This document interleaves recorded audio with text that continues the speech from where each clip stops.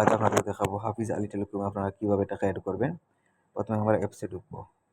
অ্যাপসে ঢোকার পরে আপনারা প্রথমে এই দেখেন অ্যাড ব্যালেন্স রয়েছে, অ্যাড ব্যালেন্স যাবে। অ্যাড ব্যালেন্স যাওয়ার পরে মেইন এতে কনফার্ম করবে। কনফার্ম করার পরে ওইখানে কিসের মাধ্যমে আপনারা টাকা অ্যাড করবেন, রকেট পার্সোনাল, নগদ পার্সোনাল, বিকাশ পার্সোনাল, উপায় এজেন্ট। আমি বিকাশ পার্সোনালের মাধ্যমে টাকা অ্যাড করতে যাচ্ছি। এই দেখেন বিকাশ পার্সোনালে বাদে কত টাকা অ্যাড করতে যাচ্ছেন, আমি 100 টাকা। 100 টাকা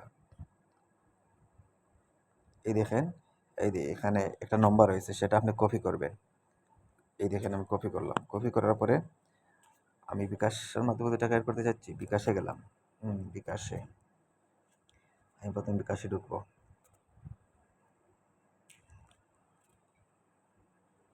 আমি সেন্ড মানি করবো। এই যে নম্বর কপি করেছি, এই নম্বরে 100 টাকা অ্যাড করতে যাচ্ছি। এই দেখেন বিকাশ পিন,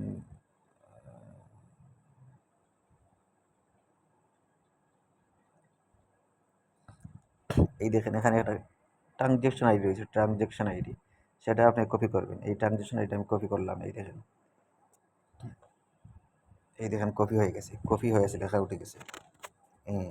এখন আমরা অ্যাপসে যাব আবার। এই দেখেন, এই দেখেন এখানে লেখা ইন্টার ট্রানজ্যাকশন আইডি, যেটা আপনি কপি করেছেন এটা এখানে নিয়ে পেস্ট করবেন। এই দেখেন আমি পেস্ট করেছি। এখন নিচে রয়েছে ভেরিফাই, এই দেখেন আমি এখানে ভেরিফাই করব। এই দেখেন আমার টাকাটা অ্যাড হয়ে গেছে, দেখছেন আমার টাকাটা বলেছে। এই টপ আমার ব্যালেন্সে দেখতেছি, এই দেখেন 100 টাকা আবার অ্যাড হয়ে গেছে। এভাবে আপনারা এই টাকা অ্যাড করবেন।